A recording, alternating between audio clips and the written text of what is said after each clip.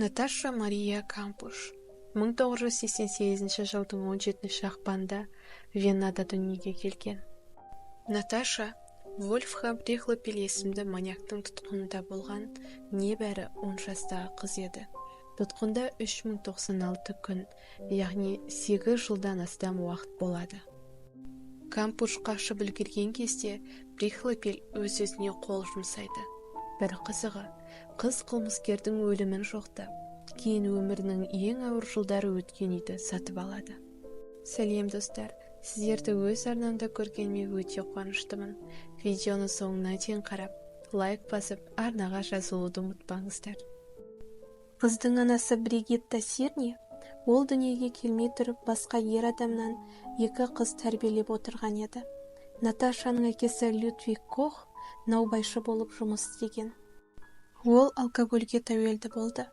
Жұмыстан кейінгі кештерді достарымен бірге барда өткізді. Олардың алдында жаңа қымбат көліктерімен немесе сағаттарымен мақтанатын. Әрине, ер адам сәнді заттарды ақшаға қарыз қалатын. Әкесі Наташаны анасынан гөрі қамқорлықпен өсірді. Бригиттедің алғашқы жүктілігі оны ерте бой жетуіне мәжбүр етті. Әйел ауырған ешкімге білдірмейтін, жыламайтын, немесе шағымданбайтын, ал қызына қатты қарады, үнемі дауыс көтеретін. 1990 жылдардың ортасына қарай Коқтың қарызы көп болғаны соншалық, отбасы күйреу шегіне жетті. Наташаның анасы ажырасуды талап етті. Бұл процесс ата-анасынан гөрі қызы үшін өте ауыр болды. Үйдегі жанжалдар Наташаны бала кезінен тұйық етті. Ол балабақшаға барған құрдастармен әрең тіл табысты. Бірақ та стресс қызды энурезге әкеліп соқтырды. 2 жылдан кейін Людвиг Кох Венгрияға көшіп кетті. Бұл Наташа үшін ауыр болды. Ұрлаудан бір күн бұрын Кампуш Венгрияда әкесімен бірге өткізген демалыстан кейін анасына үйіне оралды. 1998 жылы 2 наурызда 10 жасар Наташа өзі тұратын Венаның Данаустат ауданындағы үйден шығып, мектепке кеткен. Қыз әдеттегі уақытта қайтып келмеді. Ал анасы қызының мектепте болмағанын біліп, содан кейін полицияға хабарласады. 12 жастағы куәгер Наташаны ақ микроавтобусқа лақтырған 2 ер адамды көргенін айтты. Іздеу жұмыстары жалғасты, бірақ нәтиже бермеді. Иттер мен іздеу топтары қыз жоғалған аумақты тоғандарды зерттеді. Көптеген сотталған адамдар тексерілді. 700-ден астам көлік тексерілді. Оның ішінде ұрлаушының машинасы да болды. Ол 1998 жылы 2 наурызда таңертең үйде жалғыз болғанын айтты. Қосымша тергеулер жүргізілген жоқ. Полицейлер микроавтобустың құрылыс материалдарын тасымалдау үшін пайдаланылғаны туралы түсініктемеге қанағаттанды. Сонымен қатар, көптеген детективтер Наташаның анасы Бригитта Сирниді қылмыс жасады деп күдіктенген. Кейбір мәліметтерге сәйкес қыз жұмыс істемейтін отбасында өскен.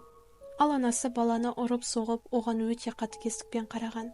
Бірақ та анасының қатысы бар деген нұсқа дәлелденбеді. Прихлопель Кампушты шамамен 5 метр квадрат, ұзындығы 2,78 метр, ені 1,81 метр және биіктігі 2,37 метр болатын кішкентай құпия бөлмеде ұстады. Бөлме жер астында 2,5 метр жерде болатын. Терезелері жоқ, дыбыс өткізбейтін болды. Ол 3 есікпен жабылған. Оның біреуі темір бетон, салмағы 150 килограмм болатын. Кіреберіс Прихлопель гаражындағы шкафтың артында жасырылған. Алғашқы 6 айда Кампуш бөлмеден шықпады. 1999 жылдың күзінде Прихлопель қызға жаңа есім таңдауды бұйырды. Ұзақ таңдаудан кейін ұрлаушы мен жәбірленуші Бабианға тоқтады. Ұрланғаннан кейін 6 ай өткен соң Наташа алғаш рет жоғарғы қабатта болды. 2 жылдан кейін ол үйді аралап жүре бастады. Бір сәтте Наташа ұрлаушының қызметшісіне айналды. Ол мінсіз жылтырға жеткенше үйді қырып, жылтыратып жууға мәжбүр болды.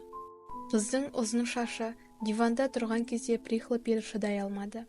Сондықтан ол алдымен оның басына полиэтилен пакетін кигізді. Содан кейін шашын тегістеп қырып тастады. Екінші жыл қамауда отырған Наташаға Прихлопиль жиі айқайлап ұра бастады. Толықтығы үшін мазақ етті және ақырында диетаны ең төменгі деңгейге дейін түсірді. Босатылғаннан кейін Наташа салмағы небәрі 45 килограмм болды, ал 8 жыл ішінде оның бойы тек 3 сантиметрге ғана өсті. 2005 жылдың маусымында Прихлопиль Кампушке бақшада серуендеуге рұқсат бере бастады. Тіпті Прихлопильдің іскер серіктесі кейінірек баспасөзге Кампушты Вольфганның ауласында көргенін айтты. Кампуштың ресми куәлігіне сәйкес, ол Прихлопиль екеуі күнде таңертең ерте тұрып, таңғы асты бірге ішкен. Ұрлаушы оған оқу үшін кітаптар берген. Кампуштың өкілі сұхбатында Прихлопиль оны әрең жүре алатындай етіп ұрып соғуы мүмкін деді. Кампушты ұрып соққаннан кейін Прихлопиль оны тыныштандыруға тырысқан. Содан кейін ол фотоаппаратты алып, құрбанын суретке түсірген. Тұтқында болған уақыт ішінде Кампуш бірнеше рет өзін-өзі өлтіргісі келген. 14 жасында ол киіммен өзін тұншықтырмақшы болған. 15-інде тігін инесімен тамырларын кесіп тастаған. 16 жасында көміртегі тотығымен уланбақшы болған, бірақ соңғы сәтте қорқып қалған. Наташа 17 жасқа толғанда Прихлопиль оны өзімен бірге қалаға апара бастаған. Бірақ қыз бұл сәтті пайдаланып қашуға тырыспаған. Прихлопиль Кампушқа үйдің есік терезесі миналанған, егер қашуға әрекеттенсе, оны да өзінде өлтіретінін айтқан. 2006 жылы 23 тамызда Кампуш өзінің ұрлаушысының көлігін бақшада шаң сорғышпен сорып жатқан. Сағат 12:53-те көлікті сатып алушы Прихлопильге ұялы телефонына қоңырау шалады. Вольфган тазалау кезінде шыққан шу оны мазаламас үшін алыстап кетеді. Кампуш шаң сорғышты қосулы қалдырып, Прихлопильге байқатпай қашып кетеді. Кампуш 200 метрге жуық бақшалар мен көшелер арқылы жүгіріп, қоршаулардан секіріп өтеді. Көшедегі біреудің терезесін қағып, мен Наташа Кампушпын деді. Әйел полицияға қоңырау шалды. Олар сағат 13:03-те келеді. Кампуш Дейш Ваграмдағы полиция бөлімшесіне жеткізілді. Наташаны оның денесіндегі тыртық, кейінірек оның бөлмесінен табылған төлқұжат және ДНК талдауы анықтады. Бойы бозарып, қалтырап, салмағы небәрі 48 килограмм. Бойы 1,57 сантиметр болған қыздың физикалық жағдайы жақсы болды.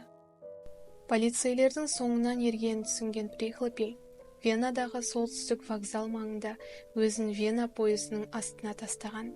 23 тамызда сағат 20:59-да ол қайтыс болады.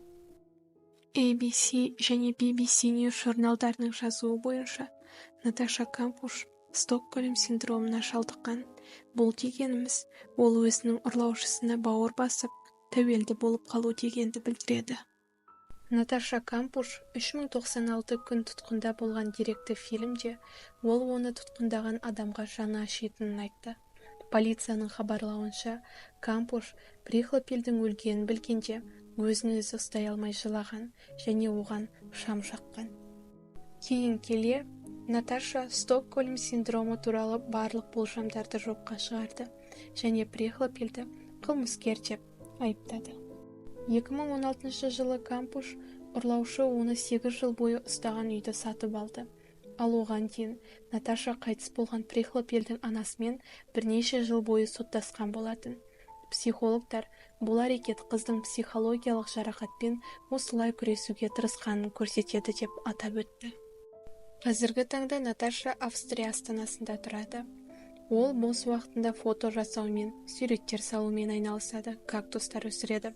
Сонымен қатар мотивациялық кітаптар жазуда. Достар, видеоны соңына дейін қарағандарыңызға рахмет. Келесі кездескенше.